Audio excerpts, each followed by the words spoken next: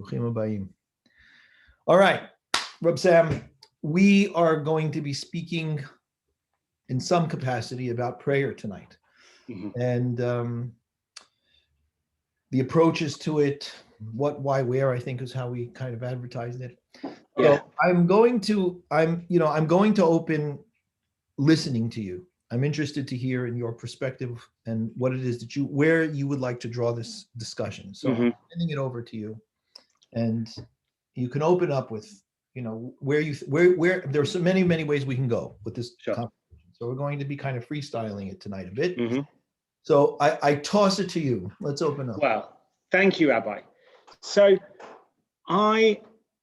because I have had the pleasure of speaking about this issue a little bit before, I haven't introduced you properly. Rabbi Dweck. Oh, okay, sure. Yeah, sure. Okay. You should introduce yourself to the audience. Okay, sure. Hi, everybody. My name is Sam Lebens. I am a philosopher at the University of Haifa. I'm speaking to you today from Netanya, where I live. And it's late for you tonight. It is. It's already 10:30. So if I'm not, dialectically dazzling and linguistically eloquent, you are always such. You are always such. Thank you, Rabbi. You should know it's just because it's late at night. That's the only reason. And I've had the pleasure of discussing with Rabbi Dweck in without being broadcast online, some of the issues I want to talk about tonight. And in actual fact, I see my role here as something of a provocateur, because I think I have some qualms or worries about how we should relate to prayer if we were to adopt a totally orthodox Maimonidean philosophy or theology. I would say it's lucky for us in the Orthodox world that Maimonidean theology isn't the only option on the map. Now, don't get me wrong. I am a great admirer of the Rambam. I think on some issues, Rabbi Dweck and I slightly read or understand the Rambam differently. And though I take no pleasure in disagreeing with Rabbi Dweck. I see my role slightly as the provocateur, because I think that by bringing out some of the things in some of the dimensions along which we differ might lead to a more fruitful, if explosive, discussion. I was going to say, you're in the rabbinic minority with regards to not wanting to disagree. Yes, I know. God bless you. God bless you, sir. I don't like conflict at the best of times. But okay, so I will present how I understand some of the key features of Maimonidean theology and why I think they make prayer something less than it could be. And then I'll let Rabbi Dweck respond and tell me why I have either misunderstood the Rambam's theology or I've misunderstood how it interacts with the significance of prayer. Is that okay? Okay. So, as I understand it, intellectually, the Rambam arrives at his theism via a cosmological argument.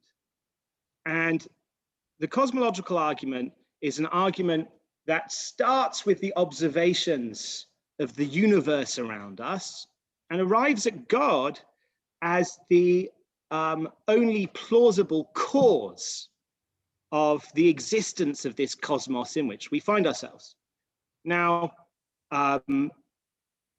what this leads to is a number of quite radical ramifications or consequences for one's theology, because ultimately, like I said, we arrive at God, so to speak, to play a role in our explanation of the universe. And in particular, the Rambam thinks that there must be a God to explain causation, motion, and change. We see all around us patterns of cause and effect, causal processes, things changing. We live in a world of flux. And for one reason or another, I don't want to get into the kind of nitty-gritty details of the cosmological argument. And in fact, the Rambam has multiple arguments for God's existence in the Moreh Nevuchim. He arrives at God as the first cause, the uncaused cause. There needs to be one thing which isn't an effect and is only a cause, because otherwise you'd have this infinite chain and being would have no foundation. Somewhere there needs to be a cause that wasn't itself the effect of a cause. That's God. Somewhere there needs to be something that puts things into motion without being moved itself, because otherwise our explanations have to keep going back and we'd never reach a foundation. What this means is that God is unmoved, right? Nothing can cause a change in him. He's unchanging, uncaused, unmoved, because he's the explanation of causation, change, and movement. But there are some other consequences. So for instance, when the Bible describes God as changing his mind, that has to be a metaphor, because if we're going to reconcile the findings of philosophy and science with the Torah, which the Rambam was, and rightly so, doggedly committed to the notion that those two sources of knowledge should be reconciled.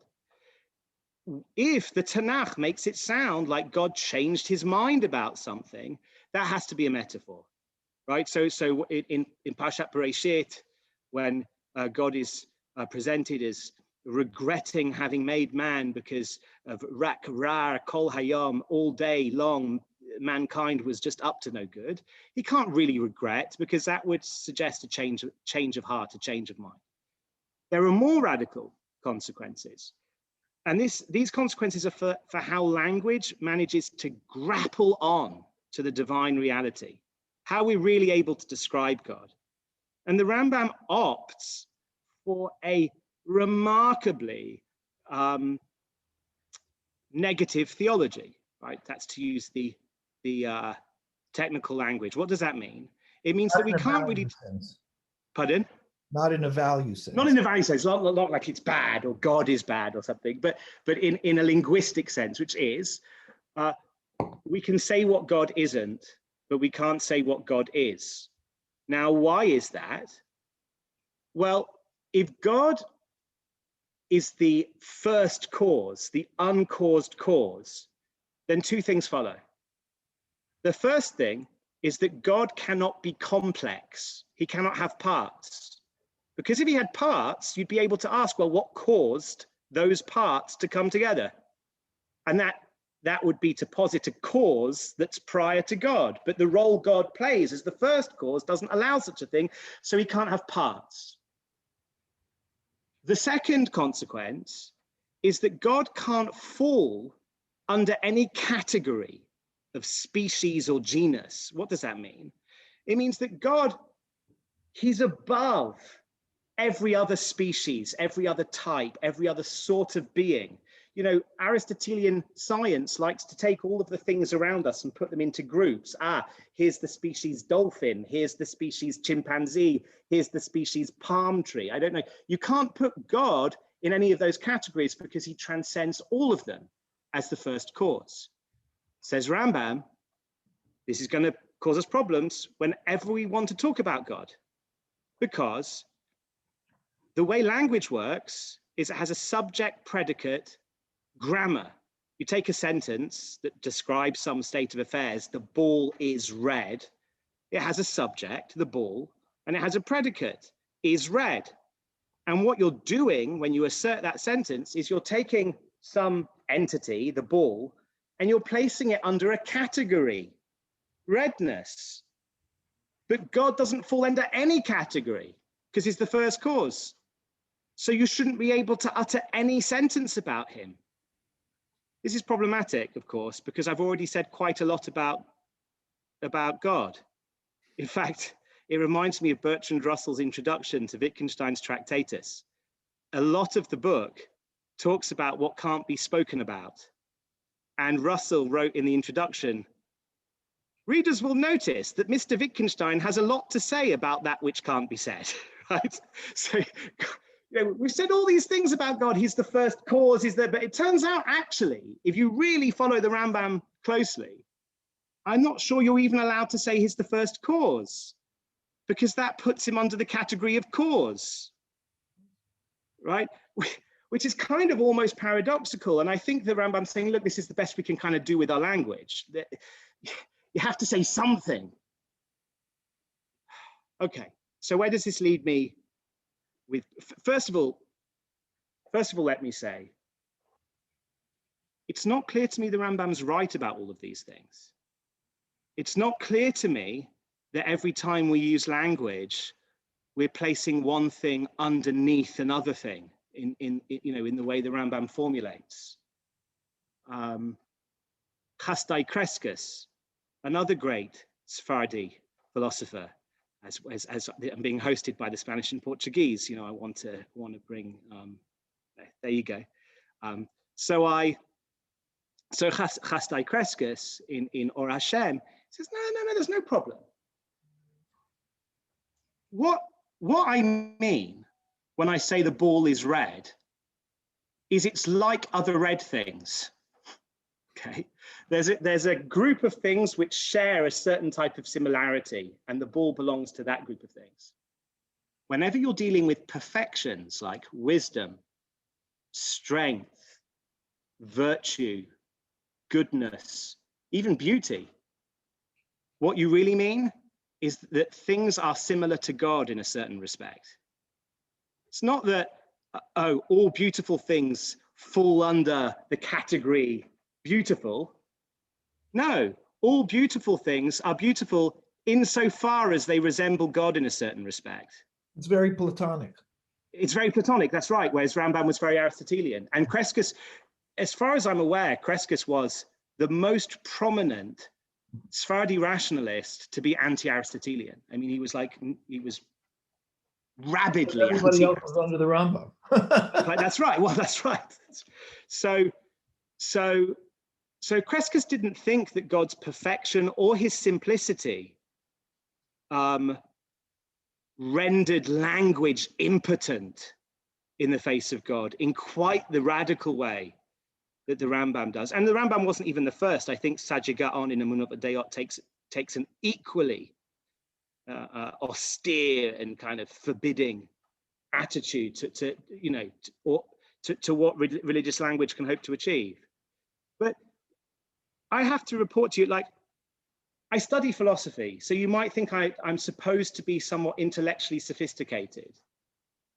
But when I turn to God in prayer, I'm not thinking about the unmoved mover that can't be described at all. And I'm not relating to God as something that is impassable, that can't be changed or moved. On the contrary, I hope he can be moved, that he can be moved by my prayers. And I hope he, so to speak, can be changed by my prayers. And what's more, I think, Rabbi Sachs had this beautiful phrase, Zecher Tzadik Livracha. He said that prayer is phatic communication. What is phatic communication? It relies upon this Polish linguist who he was quoting, who says that when two people are conversing with one another, there's a certain experience of just conversing that can't really be captured just by the words being said. So the phatic communication is kind of what's communicated underneath the words. And says Rabbi Sachs, when you stand in silent prayer, you listen to God listening to you. And it's an act of phatic communication.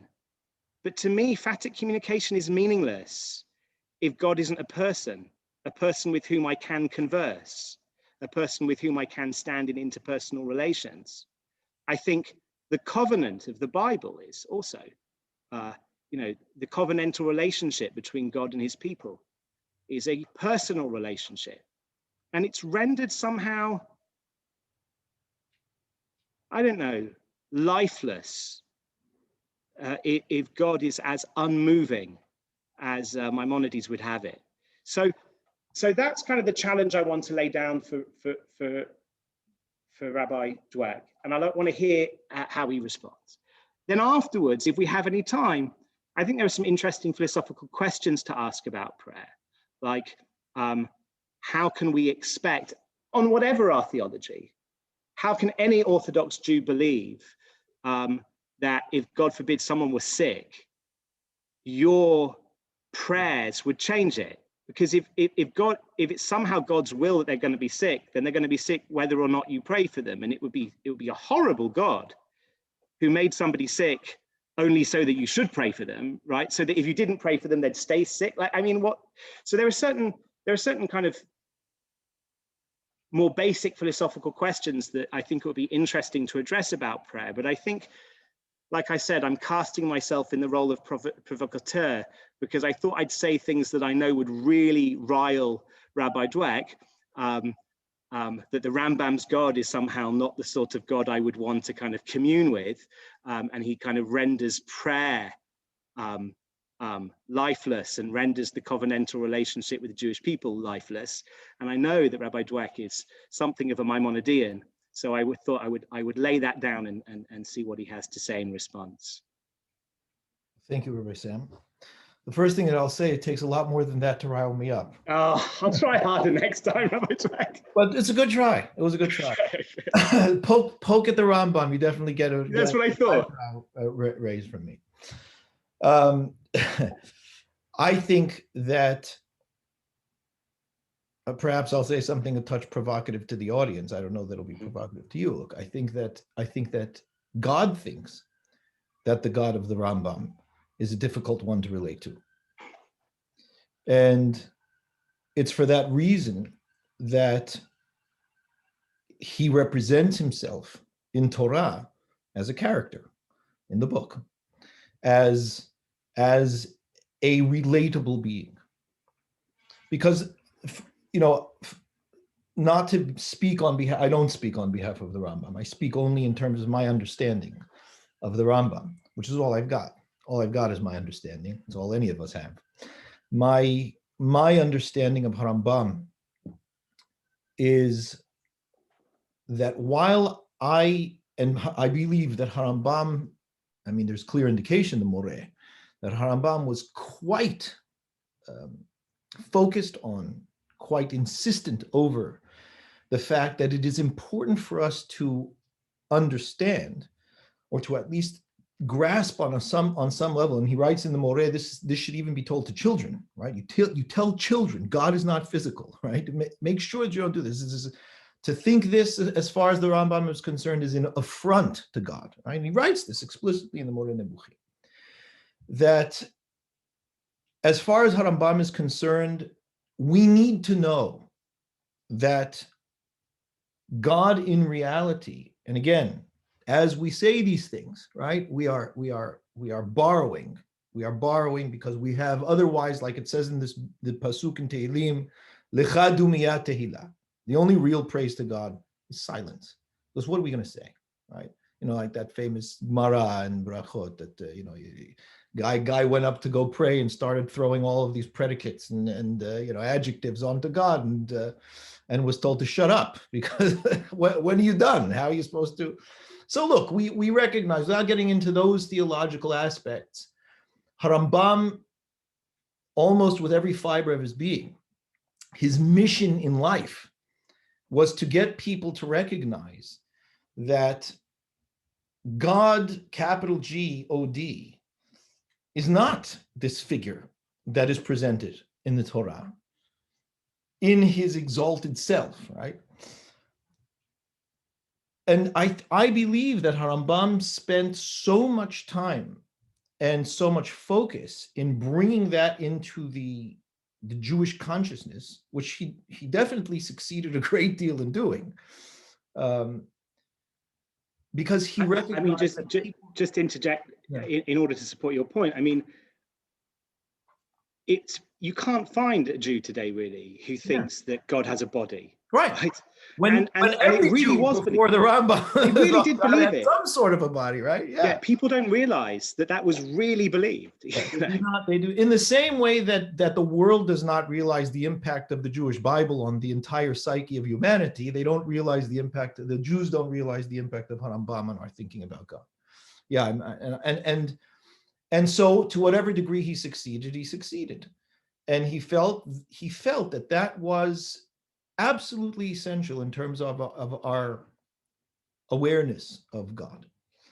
I do not believe that Rambam felt that we should not relate to God nonetheless as a character in the book.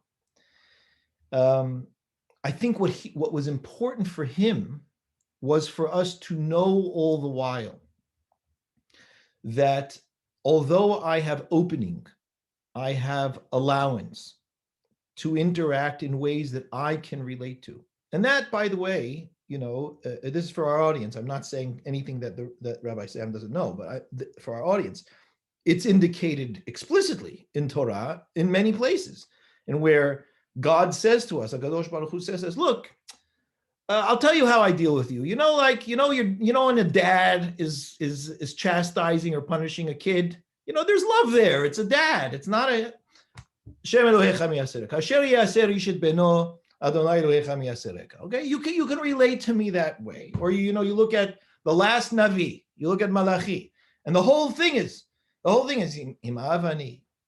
If I'm a father, where's my kavod? If I'm a master to you, if I'm a master, where's my reverence? You know what? I don't like what you're bringing me. In all honesty, you're putting these horrible korbanot up. They're blind. They're maimed. Why don't you go and bring it to your governor? See if he likes it. Governor, my governor is not God. But if you wouldn't bring it to your governor, you really shouldn't assume that you should bring it to me. I'm telling you over and over and over and over again, relate to me as humans relate. Because what some people, I think, mistake Rambam for thinking is that God bumped into these humans somewhere and said, oh, wow, what am I going to do with these things? Let me help them out with like korbanot and things like that. And they forget that, of course, Rambam is aware that God created these beings and that we are the way that we are and relate the way that we relate, because that is how we were created. That's what we developed in terms of our being. So I think that what Rambam wanted us to know was, yes, relate to God as a human being would relate. Remember, though, that God is not you. And he felt that needed to always be in the mindset, in the wiring of the human being. But that we recognize we will talk about God loving, being angry, being jealous, being zealous, all of these things. We are open to thinking and engaging with. And I think that Rambam definitely brought that in, because when he writes about how we should relate to God, he says, it's like infatuated love between lovers. That's how you're supposed to. Oh, I mean, can you get more human and physical and embedded in emotion than that? So that's very confusing, Rambam. You're on the one hand, you're telling me at the beginning of the book that he doesn't stand, he doesn't sit, he doesn't love, he doesn't hate, he doesn't everything. I've taught that section in the Rambam many times, and it is, and to your point, right? It is without fail the most frustrating, upsetting, impossible to accommodate halachot that people have.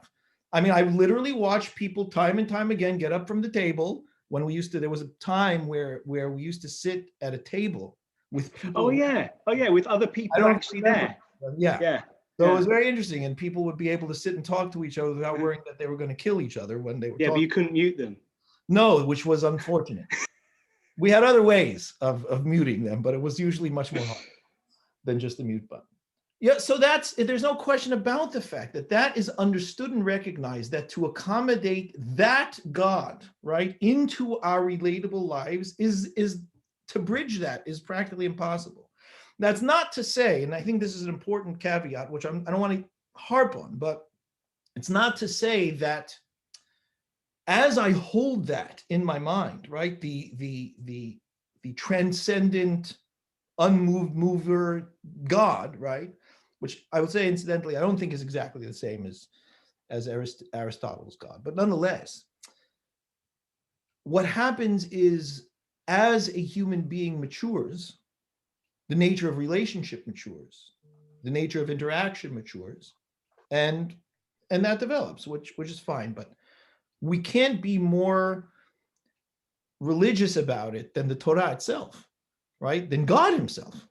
Yeah. So when God is saying to me, Yasis alayich Eloheich kimsos hatan al kala, yeah, you know how I rejoice over you like a hatan rejoices over his kala. Oh, so wait, I'm allowed to look at that and relate to my relationship with you based on how I experience that? Oh yeah, that's right. So one cannot negate that is absolutely in the picture. And I believe that Rambam brought that into the picture. I think perhaps, and I don't want to put words into your mouth, and you will tell me, and maybe this is the place where we differ, right? Yeah. Is to the degree that this is analogous, or the degree that this is an opening for me to be able to be in my full humanity with God, all the while knowing that God is not just another human being that I'm interacting with. And I don't know necessarily what the mechanisms are of how that interaction occurs with such an entity that is unchanging.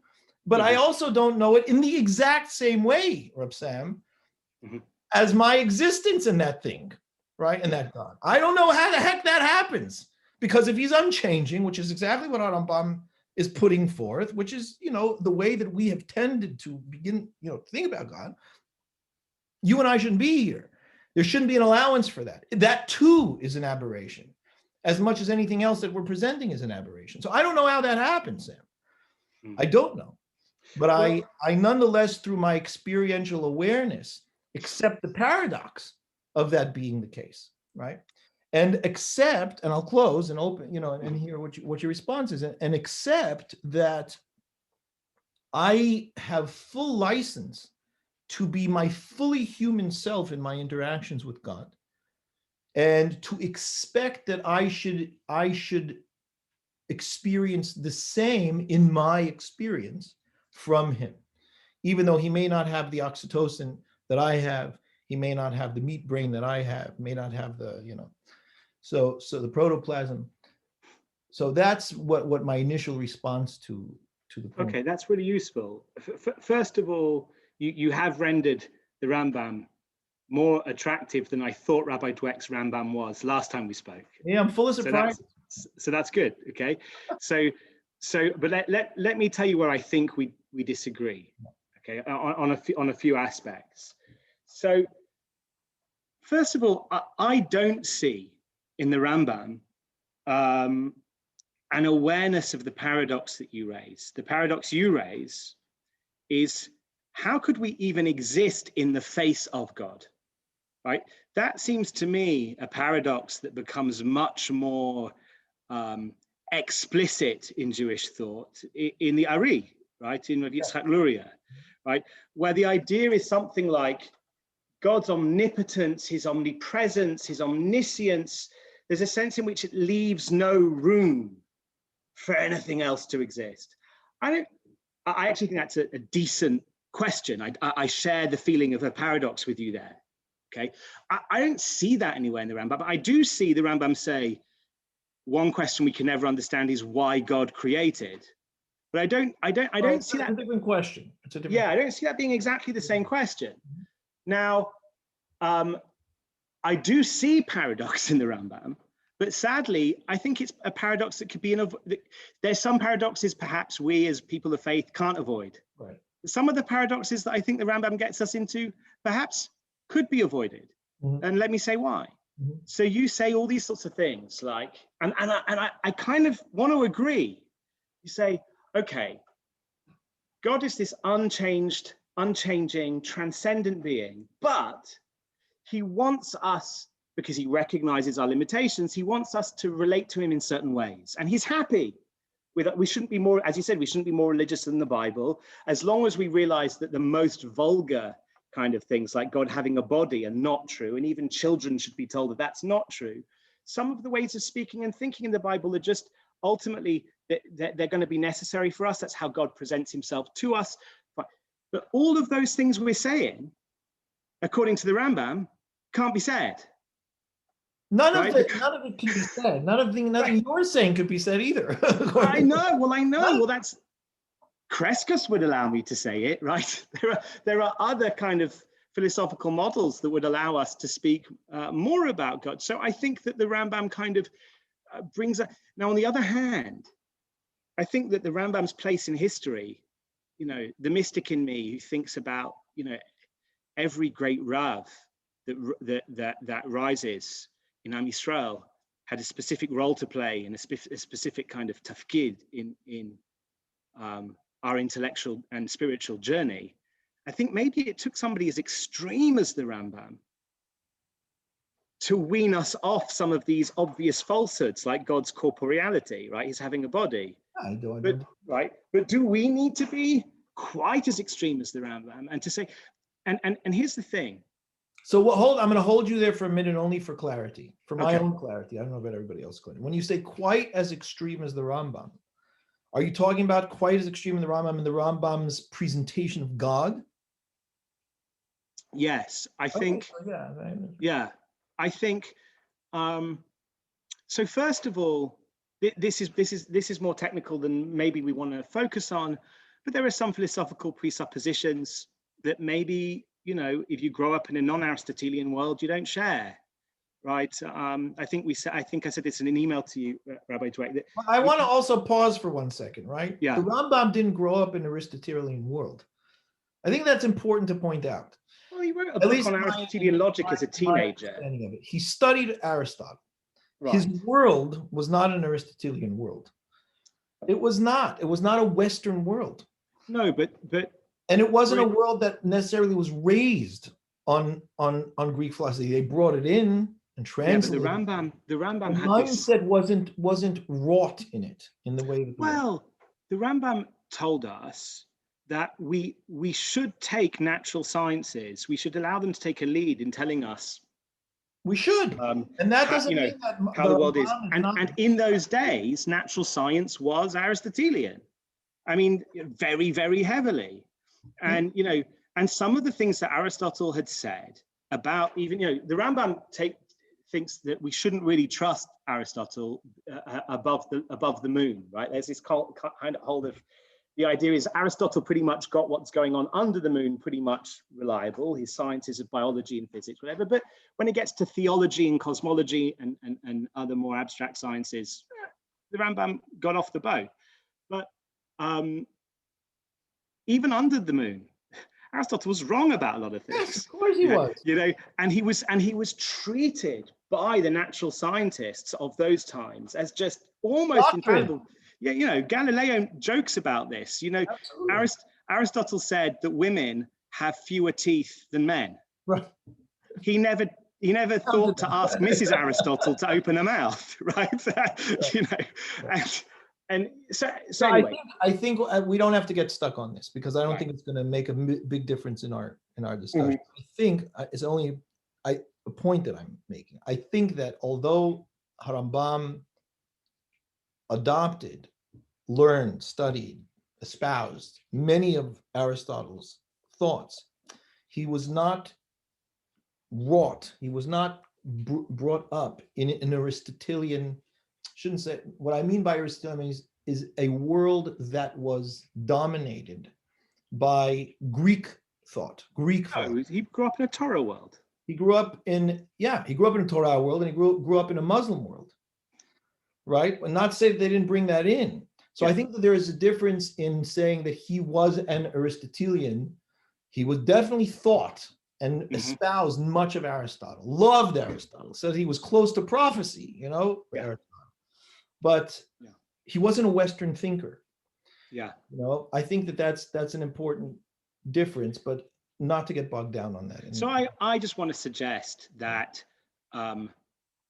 even though I think the Rambam's contribution, not just, I mean, it's obvious the contribution to halacha. I mean, like it goes without saying, but his contribution to machshava and the way we think about God was essential. We can't imagine, where Judaism would be without that contribution. Nonetheless, he says that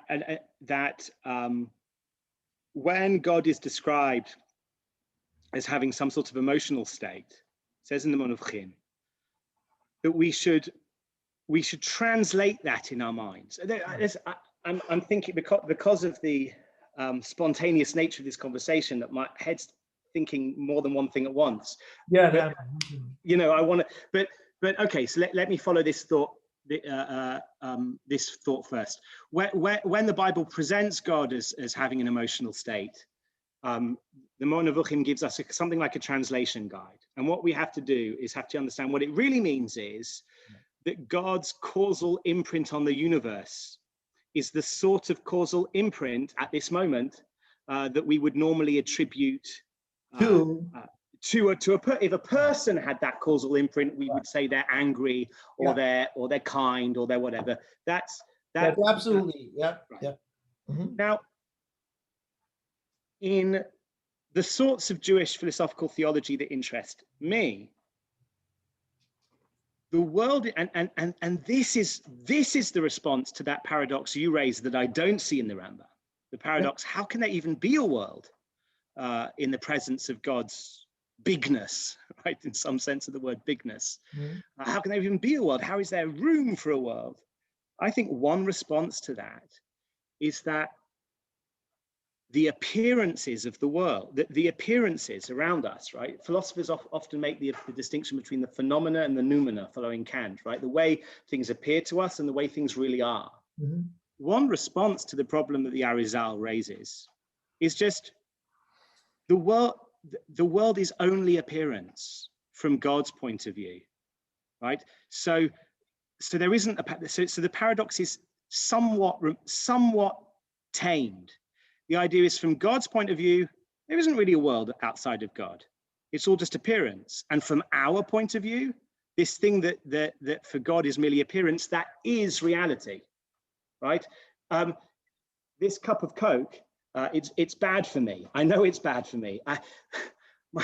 My son was looking at the ingredients and he saw phosphoric acid. Is that okay? No, it's bad for me. The thing is, if God wants me to experience the phenomenal experiences I'm having of this cup and this Coke, God doesn't need to actually put anything physical in the world. He can just put those phenomena right into my, consciousness straight away. Don't necessarily need anything physical to be there, other than it's God's virtual. willing. You're saying it's virtual. It's virtual. Virtual reality. A virtual reality. Mm-hmm. Now, the Rambam goes far enough when he goes quite far when he says, God appears to us as if he has emotions and he's this and he's. Well, I want to follow some Jewish philosophy and say, well, if that's the way he appears, there's a very deep and real sense in which that's the way he is, not in his transcendence, right? But so to speak, that's how he's manifest down here on earth. And we can really, I just think that's a God that's much more relatable. So I hear what you're saying, and but you think it's that one line. Hold on, there's that one line. Not as he is in his transcendent, mm-hmm. And I think that once you say that, then you can have dinner with the Rambam. Oh, I'm so happy. Yeah, no, I would really like to. Not that, and I'm not saying, Sam, now it's okay. You can do it. I'm not trying to get you reconciled with the Rambam. I'm simply saying, when I hear you say that, because I will say, without qualms, I hold of the Rambam's God. That's my God. Yeah. So, when I hear you say that, what you just said, and I also, by the way, I don't think in my understanding of Rabbeinu Ha'ari and the way that he puts out the thoughts, this problem, Tzum and the Sefirot and so on, I find there to be no contradiction. As a matter of fact, I wonder how they would have spoken. I think it's one of the reasons why I do personally believe it's one of the reasons why the Ari, at least in terms of how it is that Mahar Rabbi Chaim Vital puts him out, rejected all of the Spanish Kabbalists, was because they weren't sensitive to Rambam. They don't say this outright, but if you read, that's an interesting hypothesis. Right? Yeah. Sorry? That's an interesting hypothesis. Yeah, I'm sympathetic. Because if you read, for example, the Hakdamat Shar Hakdamot, right, which is where Maharhu gets into this, don't anthropomorphize, even though that's all we're doing over here, don't do it for real, right? The entire Hakdamat Shar Hakdamot is that. Yeah. And it's fiery language, and you think you're reading the Moreh Nebuchim, right? You think you're reading, are they channeling Harambam and all of this? And so when I hear you say what you say, I hear the same. Now, one of two things could be, well, many things be happening, but one of two things could be happening. Either I am rationalizing everything that you say into, understanding it as I want to understand it, or I hear you saying in your description of the Ari, what I understood in the Ari.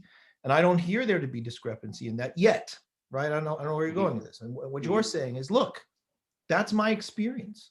That is my experience. And that's real in a sense. And that is real in the virtual sense. Yeah. Yeah. Right. So I think that's an interesting discussion because, you look at the recent writings of Donald Hoffman, who wrote a book called, what was the name of his book? What's the name of the book, Sida? The Case Against Reality. Yeah, that's his book. If you haven't read it, phenomenal. I've seen it. Right. So what is his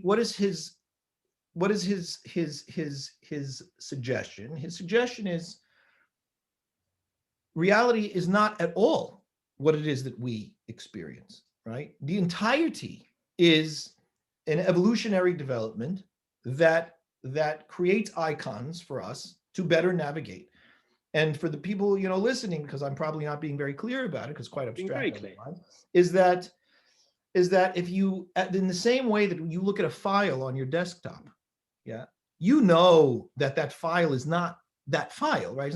It's not blue, it's not that size, it's code. But it's manifest on the desktop for your interface. If you had to move that file or open that file, instead of using the interface that's presented to you, which makes it possible for you to do, I mean, the level of code and whatnot for a regular person to be able to deal with, or even for a coder, it's just not viable. It doesn't work. We would never be able to have the computers do the work that we do with the computers that we have. So you say, well, then it's not real. Good, drag it to the trash can. Yeah. Okay, so I mean, whatever it is that manifests, however it is manifesting in the real world is what it is. But to us, the reality is how it is that we see it and understand it. We're meant to deal with it that way. And we're meant to understand it that way. And yes, I would say to the same extent, God is meant to be understood and dealt with in these kind of personal terms that way, in a very real sense. Virtual reality, but a very real sense nonetheless, because what is reality at the end of the day in terms of how it is that we perceive? So I do know that the file is not that file in its code. And I do know that God is not that. He's that. But it's okay, right? So far I agree with you. I really agree with all of this. So let's get to the disagreement part. I don't think you're reading the Rambam into me. My fear is that what you've said is not the Rambam. Is in a little bit in tension with the Rambam, and I'll tell you where I think the tension lies. I think, for instance, in the chapter in the Moreh Nevuchim where the Rambam cites the pasuk from Tehillim that you mentioned in passing, L'cha dumyat tila, that silence is praise of you. It looks for all the world, and maybe I'm wrong. Tell me if you think I'm wrong, but it looks to me, to all the world, as if the Rambam is saying, look, it's really unfortunate that because we're wired the way we're wired, we need words to talk about God. If we were somehow wired better, maybe per impossible, because we shouldn't criticize God's design plan for us. Perhaps it's the best we can be, given that we're a mixture of physical body and a soul. But, were it possible, wouldn't it be wonderful if we never had to relate to God in these crude and personal ways? Whereas, so that seems to be the attitude that I see in the Rambam. Whereas what you're describing to me sounds more like this. Look, it's fine to relate to God in those ways. There's nothing regrettable about it at all, because God made us in a certain way. He made the universe in a certain way, such that he would be manifest to us in a certain way. And as long as we don't confuse these kind of God as he is manifest to us and God as he really is, as long as we don't think God has a body, as long as we recognize that God is actually transcendent and perfect and whatever, it's not unfortunate in the slightest. It's great. Right. Go and forge that personal relationship with God. I don't see that in the Rambam. Yeah, so I think that's where we differ. And I think that I think we do. I think a few things, right? One, I think that Rambam is not saying, damn those human beings. If we just had better ones, right? If we had better models, that we're able to do this. And it's interesting because he touches on this in this, I think it's in the first Helik, maybe it's in the third, I don't remember. I think I have to remember where it is. I'm confusing it too, but it's where he talks about the korbanot, right? Uh-huh. Where he uses third Helik, I'm pretty sure it's the third Helik. Yeah, so it's the third Helik. I think it's the 33rd chapter. I wasn't sure if it was first or third. So it makes sense that it would be in the third Helik. And he writes over there, I mean, the way that I read it, he says, look, ideally, not even ideally, based on God, right? What we should tell people is just sit and think. Mm-hmm. But that's not who we are. And God knows it's not who we are. And of course he didn't tell us to do that because it's not who we are. So he brought this to us in order to be able to, in his sensitivity to who it is that we are. So one can read into that God is dismayed with the fact that we're not ready. Yeah, I suppose that's what that's the tone I'm hearing. I'm glad that you brought that out, right? Mm-hmm. And if it was just to have that discussion for this point, for me, it's worth it. Yeah. It's always worth to talk to you, Rabbi. Thank you. I'm saying this for me, I can sleep tonight and say, I'm happy we spoke about this. Mm-hmm.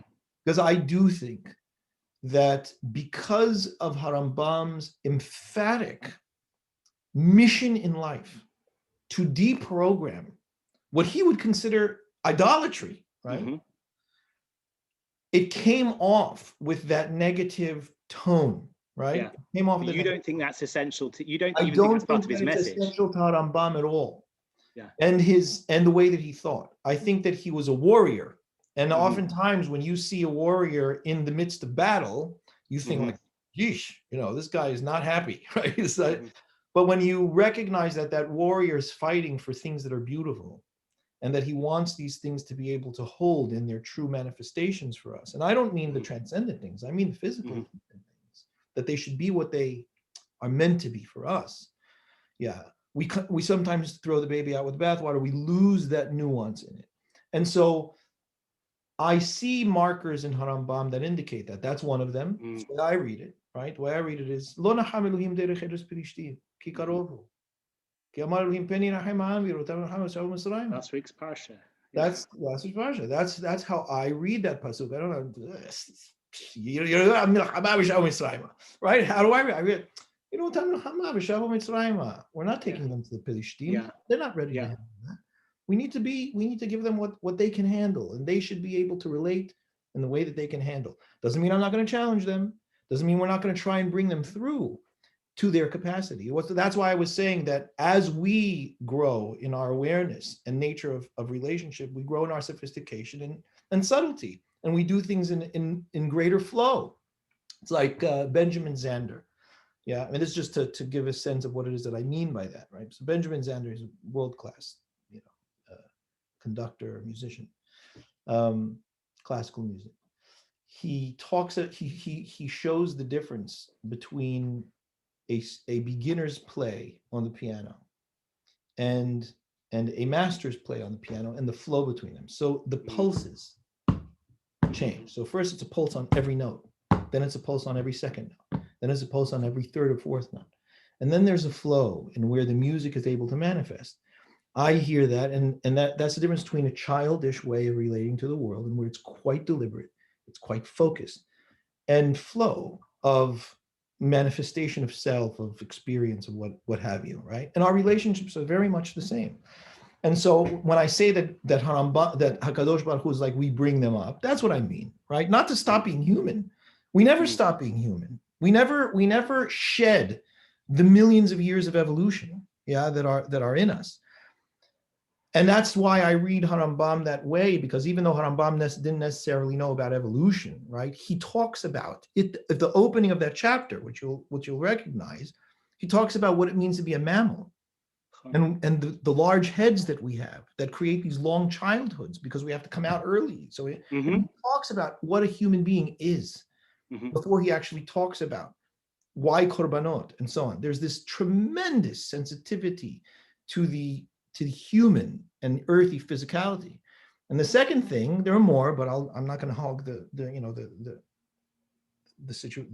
discussion, is that halacha in Hilchot Teshuvah. He's not careful. If the Rambam is trying to eradicate this, right? Eradicate the human feeling, emotion, interaction with God, nonetheless, right? He's sloppy. It's the worst thing that he could do. He didn't need to give that example, right? When he gave it. No, this is how a passionate lover, can't eat, can't sleep. And not only that, the whole of Shir HaShirim, Mashal Davar Zeh, right? That's all presenting. The entirety, What is it? Yeah, the entirety. The whole thing. Yeah. The whole thing. The I mean, you look at the Tovim Dodecha Mia. I mean, it's the most erotic. And that's why nobody wants to translate Shir HaShirim. You go find a literal translation of Shir HaShirim. You have to pay someone in a dark alley to give you a everybody's allegorizing. And Harambam is saying, no, read it. That's the most sloppy, most irresponsible thing that you could do, Rambam. How could you do that? How could you spend all of your time writing this to me at the opening thing, and then that's what you tell me at the end of the book? Literally, he starts the book with no emotion, no anything, to the end of passionate love, saliva, embrace, full.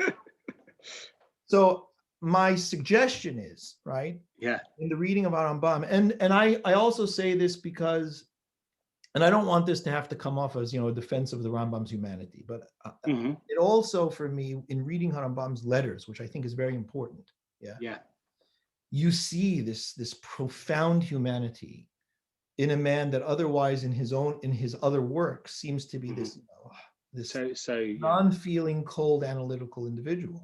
And you see deep humanity. When Rambam talks about the death of his brother, when Rambam talks about the fact that he can't get up off the couch every time he sees his handwriting, when he talks about the interactions that he has with people, the friendships that he has. You didn't write to me when my father died. He says, to Yefeta Dayan, how could you?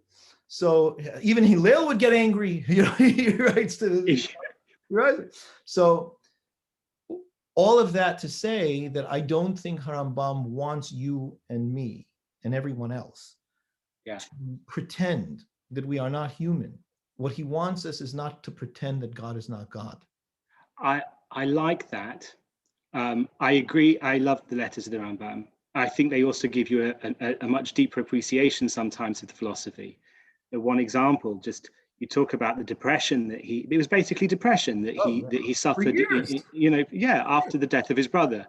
And his brother died in a shipwreck. And in the Monavuchim, when the Rambam describes Hashgacha Pratit, one of the examples he gives is if Hashem wants, Hashem can give a person a sense of foreboding not to get on a ship that might sink, right? Absolutely. And it's not just a thought experiment. It's something very, Anyway, so I accept that. You've reminded me of a joke. So Stalin receives a telegram from Trotsky, and it says, you were right, I was wrong, I should apologize. And Stalin is like, oh, that's fabulous. Like, I thought, oh, wow. And then one of his advisors says, Stalin, you don't realize he's Jewish. You have to read it with the right intonation. I was wrong. You were right. I should apologize. Exactly. And it seems to me that part of the difference between you and me in reading the Rambam is kind of how we're hearing the tone of the Rambam. That's right. And that's interesting to me. And I recognize you're right. We would be wrong to dehumanize the Rambam given what we know about him. I still feel, nonetheless, that he imposes more constraints upon religious language than are strictly philosophically necessary, perhaps because I'm more Platonic than I am Aristotelian, and we could talk about that another time. And I worry that even though there are those places, like you say, where his humanity really comes out, that there are other places where at least it still sounds to me like he kind of you can also laments the fact. point out the fact that he hated all poetry, or that well, indeed, like well, no indeed. more poetry. Yeah. Even though, so it's possible that a person that there was in the zealous fight. Yeah. Right. Yeah. Okay. It's ironic that he says he hates poetry, because there are some places where he gives a perush on the pasuk in Tehillim. First of all, where he writes poetry. But I was thinking, in Tehillim, when it says al mabul yashav, Hashem al mabul yashav, right? He sits on the flood. Rambam has the most poetic reading of that verse. How can that come from a person who says, I hate poetry? Right. So what I think that he didn't hate poetry qua poetry. He didn't like what the poets were doing. Yeah. He was like, so but that's why I'm saying I hear what you're saying. And I think one of the most important things that you brought out tonight, which I think is really, really something for everyone to think about, certainly myself included, is that point of the virtual reality. And what is reality? And to the degree to which it is understood that the reality that I perceive is deeply real. Yes. And that we shouldn't feel like babies. Right? It's endorsed by the Torah. And we shouldn't feel. Yeah. And in that light, and in that sense, that all Rambam was doing was trying to say, but you're wearing virtual reality goggles. And just beware of that. Know that, right? And you'll forget. But I'm telling you, know that, because Like I said, I think that we probably, maybe, I don't know, for tonight in this discussion, we are more on the same plane than I anticipated. No, I agree. I think it's literally there's a matter of tone here. But in terms of how I would like I would like to believe you're right about the Rambam, because that's a theology I can get behind. I just want to say, somebody made a comment to me in private chat about the Rambam's belief in an unchanging God and Chabad Kabbalistic thoughts. Now, I told the rabbi I trimmed my mustache before this talk so that people shouldn't think I'm a Chabadnik. So I will just put in a shameless plug, which is that I have a book called The Principles of Judaism. It's out with Oxford University Press. It's ridiculously expensive. If people want to, if people really do want to buy it rather than get it out of a library, they can email me. I can get them a discount, 30% discount. But there I speak about how I think Hasidic philosophy relates to some of these things we've been talking about, Rabbi Dweck. But I also just wanted to say, in relation to what you've said, it was very important, I think, in the times of the Rambam to emphasize this notion that it is just virtual reality, that God beyond is bigger than the things that we're imagining. Yeah. On the other hand, I think maybe today, in the world we're living in now, especially, people are feeling very isolated, very alone, very, these are really difficult. You and I were talking before you opened up to everybody about some of the challenges of these Corona times, especially for more vulnerable people, that they shouldn't feel babyish reaching out to God as a person, person to person. I agree with that 100%. Rav Lichtenstein said, Rav Aaron Lichtenstein, Zeichet Tzadik Livracha, said, the Midrashim disagree about Avraham. Was he like a middle-aged philosopher when he found God, or was he a 3-year-old? Right. The Rambam and Rav Aaron said, in our relationship with God, we need to be both. Yeah. The Rambam paskins both, interestingly. That's right. It's amazing. He paskins both. Paskins tells you also, to me, also that says that it is a journey. Yeah, it's a journey. So yes, I think that the point you make is so important, that the prayer that way, to be able to reach out to God that way, is absolutely essential, and the Torah expects for us to be able to relate that way. May our prayers be answered. It was worth waiting all day to have this conversation with you, Rav Sam. Thank you, I'm so Rabbi. grateful for your time and for your openness to it, and for reaching out, and you suggested. So I feel blessed, and I feel blessed to know you, Rabbi Dweck, because I think there are not enough rabbis in pulpits and communities around the world who take philosophy and theology really, really seriously. That Judaism is not just about keeping halachot. That's very important. It's essential. And it's not just about a voodoo spiritualism that people just kind of repeat because they've heard from others, but it's about thinking. And to have a pulpit rabbi who wants to encourage people to think about theology, it's really not a small thing. So I'm really grateful to know you and for your service. Thank you for that, and I'm grateful to you for writing the book. Thank you. I really, please do more. Please do more. But I encourage everyone. I think that we put it up on the chat, the link to it on the chat. Thank you. Very valuable. Sam, be well and healthy. Briut etana, nehora ma'alia. And to everybody who joined us tonight, thank you so much for the time and for your presence. I'm sorry there wasn't time for questions, but if people want to be in touch, we carried away, didn't we? If people want to be in touch, you can send your questions to Rav Sam, and he'll answer. Please do. I'll try. By all means. Thank you very much, Rabbi. Take care. Shabbat shalom. Thank you, everybody. Thank you. Shabbat shalom.